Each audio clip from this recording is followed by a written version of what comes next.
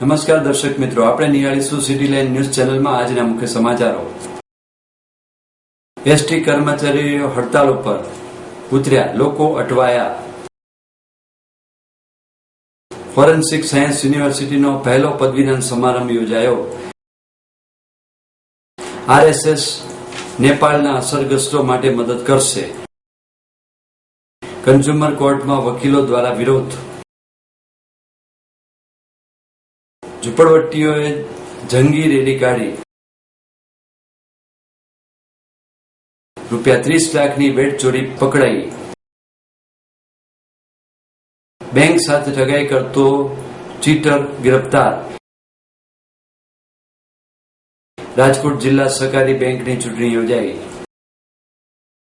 ST કર્મચારીઓ હડતાલ ઉપર ઉતર્યા, લોકો અટવાયા. એસટી કર્મચારીઓ આજે મધરાતથી હડતાલ ઉપર ઉતરી જતા સામાન્ય લોકોને ભારે મુશ્કેલીનો સામનો આજે કરવો પડ્યો હતો. અટવાઈ પડેલા લોકો પાસેથી ખાનગી વાહન ચાલકોએ જંગી ભાડા વસૂલ કર્યા હતા. લાખો લોકોના હડતાલને કારણે મુશ્કેલીનો સામનો કરવો પડ્યો હતો. વિવિધ માંગણીઓને લઈને એસટી કર્મચારીઓ મધરાતથી હડતાલ પર ઉતરી ગયા હતા. આશરે 50,000 જેટલા કર્મચારીઓ હડતાળમાં જોડાયા છે. હડતાલને પરિણામે સામાન્ય પ્રજાને તકલીફ ન પડે એવી સતત તકેદારી રાખવાની કાળજી લેવામાં આવી રહી છે, પરંતુ કાળઝાળ ગરમી વચ્ચે લોકો અટવાઈ પડ્યા હતા. ગઈકાલે કેબિનેટની બેઠક દરમિયાન એસટીની હડતાલ સંદર્ભે પરામર્શ કરવામાં આવી હતી, જેમાં એસટી નિગમના વિવિધ રૂટો બંધ થવાના પરિણામે સામાન્ય જનતાને અસર થશે, પરંતુ આ હડતાલની અસર ઓછી થાય તેવી વ્યવસ્થા કરવા સંદર્ભે ચર્ચા કરાઈ હતી. આ માટે ગઈકાલે એસટી ગુજરાતના વિવિધ યુનિયન આગેવાનો સાથે બેઠક પણ બોલાવવામાં આવી હતી.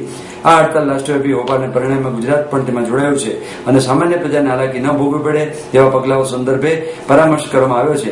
એસટી નિગમના કર્મચારી દ્વારા વિવિધ 52 જેટલી માંગણીઓ છે તે પરામર્શ કરવામાં આવ્યો છે. એસટી નિગમના કર્મચારી દ્વારા વિવિધ 52 જેટલી માંગણીઓ છે તેની કામકાજ હાથ ધરવામાં આવશે. હડતાલની ખૂબ પ્રતિકૂળ અસર થઈ હતી. કર્મચારી મહામંડળ ધીરેન્દ્રસિંહ સોલંકી. અમારી ડિમાન્ડ 2014ની અંદર જે સેફ્ટી બિલ રિવાઇઝ આવી રહ્યું છે એ બાબતનો વિરોધ છે. નંબર 2, અમારી બીજી 52 માંગણીઓ આ નિગમની અંદર આપી છે. છેલ્લા કેટલાય સમયથી છઠ્ઠા પગાર પંચનો જે અમલ કરવામાં આવે છે એની વિસંગતાઓ એટલી બધી છે, તેમ છતાં આ ગુજરાતનું નાણાં ખાતું એમાં કોઈ સુધારો વધારો કરવાની મંજૂરી નથી આપતી અથવા તો અમારી તબક્કે કોઈ ચર્ચાઓ કરતી. એવી જ રીતે અમારા વારસદારોનો છે કે જે અમે ફ્રન્ટની અંદર જેમ આપણા સોલ્જર ભાઈઓ કામ કરી રહ્યા છે એવી જ રીતે આ મુસાફર જનતાની અંદર અમારા કર્મચારી, કંડક્ટર, ડ્રાઈવર ભાઈ, મિકેનિક ભાઈઓ કામ કરે છે કે જે સવારે ઘરેથી નીકળે છે અને સાંજે ઘરે પરત થશે એની કોઈ ગેરંટી હોતી નથી. જો અકસ્માત થાય, એનું મૃત્યુ થાય તો બીજા દિવસથી એના ઘરના રોટલા એનો પગાર બંધ થઈ જાય. છેલ્લા 9 વર્ષથી અમને યુનિફોર્મ પણ આપવામાં આવે. આજે આરટીઓના નિયમ મુજબ યુનિફોર્મ ફરજિયાત હોય છે. સરકાર જ જો યુનિફોર્મ ના આપતી હોય તો એનું સીધું સરકાર દ્વારા જ એની કાર્યવાહી ન થાય અને નિયમનો ભંગ થાય એવી કાર્યવાહી થઈ. અમે અત્યારે માસ સેલનો આજે 29મીની મધ્યરાત્રિથી 30મીની મધ્યરાત્રિ સુધીનો 1 દિવસનો ટોકન સ્ટ્રાઇક આપી છે, પરંતુ અમારા કર્મચારીઓ પણ એટલા આક્રોશમાં છે કે જે અમને એમ કહી રહ્યા છે કે તમે 1 નહીં, 2 નહીં, 5 દિવસની આ મુવમેન્ટ આપણી સ્માર્ટ સેલની ચાલુ રહે અને ભલે અમારો પગાર કપાય.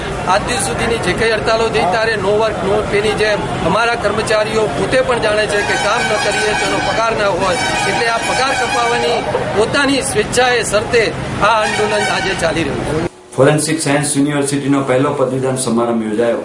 મુખ્યમંત્રી શ્રીમતી આનંદીબેન પટેલે દેશની પ્રથમ ગુજરાત ફોરેન્સિક સાયન્સ યુનિવર્સિટીના પહેલા પદવીદાન સમારોહમાં ફોરેન્સિક સાયન્સના યુવા વિદ્યાર્થીઓને પોતાના જ્ઞાન કૌશલ્યનો ઉપયોગ આમ સમાજ રાષ્ટ્ર હિતમાં કરવાનું પ્રેરક આહવાન કર્યું હતું. શ્રીમતી આનંદીબેને ગાંધીનગરમાં આ યુનિવર્સિટીના નવનિર્મિત વિશાળ સંકુલનું પરિસરનું ગૃહ રાજ્યમંત્રી અગ્નિભાઈ પટેલ, ગૃહના અધિક મુખ્ય સચિવ શ્રી અલોરિયા, જીએસએફયુના ડાયરેક્ટર જનરલ જે.એમ. વ્યાસ સહિત મહાનુભાવો આમંત્રિતોની ઉપસ્થિતિમાં કર્યું હતું. મુખ્યમંત્રીશ્રીએ પદવી પ્રાપ્ત વિદ્યાર્થીમાં સમાજમાં ગુના અટકે તેવું જાગતિક સમાજ વાતાવરણ કરવાનું દાયિત્વ નિભાવવાની પ્રેરણા આપી હતી. આ સંદર્ભમાં તેમણે કહ્યું કે જીએસએફયુના માધ્યમથી ગુજરાત સમગ્ર વિશ્વમાં જેની ખ્યાતિ નામના હોય તેવું ફોરેન્સિક સાયન્ટિફિક યુવાન અને સ્માર્ટ ફોર્સ તૈયાર કરવાનો નિયમ છે. રાષ્ટ્ર અને રાજ્યને ક્રાઇમ ફ્રી સ્ટેટ બનાવવામાં આ યુવાનનું યોગદાન અમૂલ્ય બની રહેશે. મુખ્યમંત્રીશ્રીએ સ્પષ્ટ જણાવ્યું કે ગુનેગારો અને ગુનાખોરી હવે હાઈટેક બન્યા છે. સાયબર વર્લ્ડમાં ગુનેગાર આપણને નુકસાન પહોંચાડી દે તે પછી પકડવાની ગતિવિધિ કરવી કે ગુનો અટકાવવા દોડવું એ હવે પાલવે તેમ જ નથી. આપણે એવું અત્યાધુનિક ફોરેન્સિક સાયન્સ ગુના સંશોધન અને નિવારણ ક્ષેત્ર વિકસાવીએ કે ગુનેગાર ખુદ પારોટના પગલા ભરવા મજબૂર બને. શ્રીમતી આનંદીબેને આ યુનિવર્સિટીની વિવિધ શાખાઓ ઉત્કૃષ્ટ પ્રાપ્ત કરનારા વિદ્યાર્થીઓને મેડલ પદવીથી નવાતા કહ્યું હતું. કઈ મેળવેલ જ્ઞાનને સમયાનુકૂળ નૂતન અભિગમ સાથે અપડેટ કરતા રહીને જ સમાજ સેવાનો ભાવ સાકાર કરવો પડશે. તેમણે આ આધુનિક જ્ઞાન સાથે કલા, રમતગમત અને સાંસ્કૃતિક સાહિત્ય પ્રવૃત્તિમાં સરુચિ દાખવીને સર્વાંગી પ્રતિભા વ્યક્તિત્વ ખીલવવા પ્રેરણા આપી હતી. મુખ્યમંત્રીશ્રીએ જીએસએફયુના સમાજમાં સાયબર ક્રાઇમ સહિત આધુનિક ગુનાખોરી નિયંત્રણ માટે સાયન્સ ટેકનોલોજીના ઉપયોગથી આમ સમાજ પરિચિત થાય તે માટે ચર્ચા પરિસંવાદ સમૂહ માધ્યમ યોજવા પહેલ કરે તે અનુરોધ કર્યો હતો. રાજ્ય સરકાર આ માટે સહયોગ કરશે તેમ પણ તેમણે ઉમેર્યું હતું. પ્રારંભમાં યુનિવર્સિટીના ડાયરેક્ટર શ્રી જનરલ જે.એમ. વ્યાસે પ્રવૃત્તિ અહેવાલ અને પ્રધાનમંત્રીશ્રીના શુભકામના સંદેશનું પઠન કર્યું હતું. યુનિવર્સિટી રજિસ્ટ્રાર શ્રી છત્રપાલસિંહ જાડેજા અને ગવર્નિંગ કાઉન્સિલના સભ્યો, વિશાખાઓ, ડીન અને પદવી પ્રાપ્ત વિદ્યાર્થીઓ પરિવારજનો આ વેળાએ ઉપસ્થિત રહ્યા હતા. મુખ્યમંત્રીશ્રીએ ભવન પરિસરમાં વૃક્ષારોપણ કર્યું હતું અને પદવી પ્રાપ્ત વિદ્યાર્થીઓ સાથે સમૂહ તસવીર લેવડાવી હતી.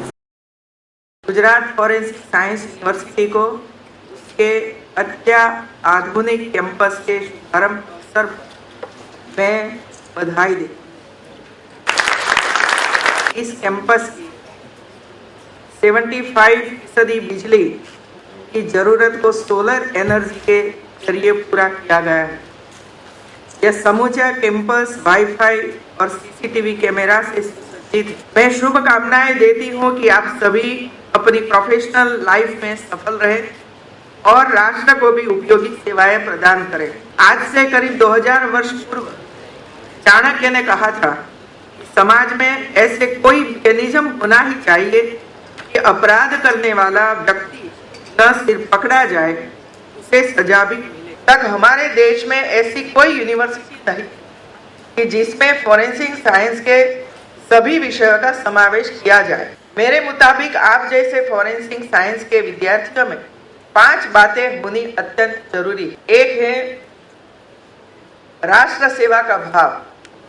सर्वप्रथम तो आपके हृदय में राष्ट्र सेवा का भाव होना चाहिए। दूसरा मुद्दा है सतर्क दिमाग। सतर्क दिमाग। तीसरा मुद्दा यह है कि आप लगातार नए ज्ञान से अपडेट रहे। मैं आप सभी से अनुरोध करती हूँ कि इस तरह के और भी संशोधन ज्यादा प्रमाण में आप करते रहे। गुजरात में शिक्षण क्षेत्र में आधुनिक इंफ्रास्ट्रक्चर और मल्टी स्पेशलिटी सुविधाओं का निर्माण करने पर गुजरात सरकार ने ध्यान केंद्रित किया। बड़ौदा जिले में एक ग्लोबल नॉलेज हब का निर्माण करने जा रहे। RSS नेपालના અસરગ્રસ્તો માટે મદદ કરશે. રાષ્ટ્રીય સ્વયંસેવક સંઘ ગુજરાત પ્રાંત દ્વારા નેપાળના ધરતીકંપના અસરગ્રસ્તો માટે રાહત અને સેવાની કામગીરી શરૂ કરવામાં આવી છે, જેના ભાગરૂપે તેમણે નેશનલ મેડિકો ઓર્ગેનાઇઝેશન હેઠળની 50 તબીબોની એક ટીમ નેપાળ માટે રવાના કરી દીધી છે. તે ઉપરાંત 10,000 તાડપત્રી, 10,000 ધાબળા અને સૂકા નાસ્તાના પેકેટ પણ મોકલી આપ્યા છે. RSS ગુજરાતના પ્રાંત પ્રમુખ શ્રી પ્રદીપ જૈને જણાવ્યું હતું કે સંઘના સહકાર્યવાહક દત્તાત્રેય હોસબોલે અત્યારે નેપાળમાં જ છે. નેપાળમાં સંઘ પ્રેરિત હિન્દુ સ્વયંસેવક સંઘ દ્વારા પણ સ્થાનિક મદદ કરવામાં આવી રહી છે. તે ઉપરાંત સંઘના જનરલ સેક્રેટરી ભૈયાજી જોશીએ તમામ કાર્યકર્તાઓને હાકલ કરી છે કે તેઓ ધન સંગ્રહની કામગીરીમાં રાષ્ટ્રીય સ્તરે જોડાય. આ કામગીરીમાં દ્વારા ઉઘરાવેલા નાણાં રાષ્ટ્રીય સેવા ભારતી અને સેવા ઇન્ટરનેશનલ નામથી પહોંચાડાશે. નાણાં ભંડોળ એકત્રિત કરવા માટે 1 મેના રોજથી ગુજરાતના જુદા જુદા ક્ષેત્રોમાં RSSના કાર્યકર્તાઓ જોડાશે. 25મી એપ્રિલે આપણા પાડોશી દેશ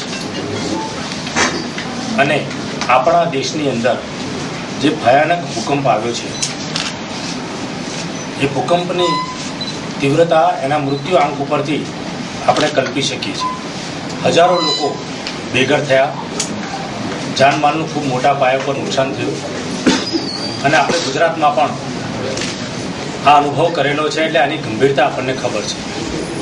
એને ધ્યાનમાં રાખીને નેપાળમાં હિન્દુ સ્વયંસેવક સંઘ HSS આ નામથી જે કંઈ કામ ચાલે છે એને રાષ્ટ્રીય સ્વયંસેવક સંઘ એ મદદ કરશે. એમના થકી એ કામ ઉપાડી લેવામાં આવ્યું છે. તત્કાલીન મદદ તરીકે ગોરખપુર, યુપી અને આજુબાજુના પ્રાંતોમાંથી લગભગ 10,000 ધાબળાઓ, 10,000 તાડપત્રી અને સૂકો નાસ્તો એ તાત્કાલિક ત્યાં મોકલી આપવામાં આવ્યો છે. હજુ પણ પ્રાથમિક કાર્ય કે ત્યાં ચાલી રહ્યું છે એ સંદર્ભમાં એનએમઓના માધ્યમથી 50 ડોક્ટરોની ટીમ કે ત્યાં મોકલવામાં આવી છે.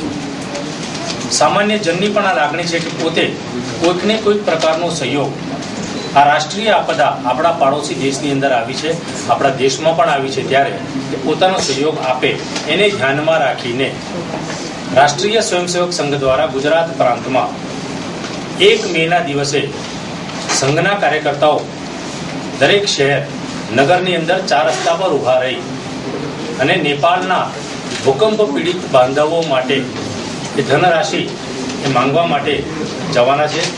આપ સૌને મારી રાષ્ટ્રીય સ્વયંસેવક સંઘ વતી અપીલ છે કે આ રાષ્ટ્રીય આપદાના કામમાં આપ સહયોગ કરી અને આ ઉમદા કાર્યમાં સહભાગી થશો એવી પ્રાર્થના. આમાં આંકડા કરતા ગુજરાતના તમામ જિલ્લાઓની અંદર અને જિલ્લાઓમાં પણ વધુમાં વધુ 4 રસ્તાઓ ઉપર સંઘના કાર્યકર્તાઓ આ મદદ માટે એક ટહેલ નાખવાના છે અને ઉભા રહેવાના. આ પ્રકારની મોટી હોનારતના સંદર્ભમાં પ્રાથમિક બચાવના જે કંઈ કાર્યો છે એ કાર્યો કરતા લગભગ 1 થી 1.5 મહિનો સામાન્ય રીતે થતા હોય છે. આ 1 મે એટલે 25 એપ્રિલના દિવસે ભૂકંપ આવ્યો એટલે અઠવાડિયા પછીની જ વાત છે. એટલે 1 મેના દિવસે સંઘના કાર્યકર્તાઓ એ આ પ્રકારની હાર્દિક અપીલ કરી અને ફાળો ઉઘરાવવાના છે. અને જે લાંબા ગાળાની પુનર્વસનની જે કંઈ વાત છે એ વાત લગભગ 2 મહિના પછી આવશે. તો ત્યાંના સંદર્ભમાં આ બહુ યોગ્ય સમય છે અને સમાજને મારી અપીલ છે કે આ ભગીરથ કાર્યમાં એ જોડાય. અત્યારે તત્કાલીન રેસ્ક્યુના કામ માટે 50 ડોક્ટરોની ટીમ, આપણને ખબર છે કે અત્યારે નેપાળની અંદર ભૂકંપ પછી ખૂબ મોટા પાયા પર આફ્ટરશોક્સ આવી રહ્યા છે, વરસાદ ચાલુ થઈ ગયો છે. આ પ્રકારની સ્થિતિની અંદર રોગચાળાની સ્થિતિ પણ નિર્માણ થવાની સંભાવના છે. એને ધ્યાનમાં રાખીને 50 ડોક્ટરોની ટીમ એ એનએમઓના માધ્યમથી તત્કાલીન ત્યાં પહોંચી છે અને કામમાં લાગી છે. કન્ઝ્યુમર કોર્ટમાં વકીલો દ્વારા વિરોધ. રાજ્ય સરકારના ગ્રાહકલક્ષી ફરિયાદના નિકાલ માટે કન્ઝ્યુમર એક્ટ બનાવી ન્યાયના હિતમાં કામગીરી કરો છો, ત્યારે પીડિત ગ્રાહકના હિતમાં તેમજ કાયદાથી અજાણ એવી પીડિત ગ્રાહકોની સેવામાં કાયદાના નિષ્ણાત એવા વકીલો દ્વારા કેસ લડાતા હોય છે. ત્યારે નવીન સુધારણા મુજબ 5 લાખથી નીચેનો દાવો હોય તો ધારાસભ્યથી લડી શકે નહીં તેવું જણાવ્યું છે. ત્યારે કન્ઝ્યુમર કોર્ટમાં પ્રેક્ટિસ કરતા વકીલો દ્વારા વિરોધ કરવામાં આવી રહ્યો છે. ત્યારે તેમની સાથે વડોદરાનું વકીલ મંડળ કાળા કાયદાના વિરોધમાં જોડાયું ગયું હતું. ત્યારે આજે જિલ્લા ગ્રાહક કોર્ટના તાળા મારી દેવામાં આવ્યા હતા. બીજી તરફ લાલ કોર્ટની બહાર ભગતસિંહની પ્રવૃત્તિ સૂત્રોચ્ચાર કરી કાળા કાયદાનો વિરોધ નોંધાવ્યો હતો.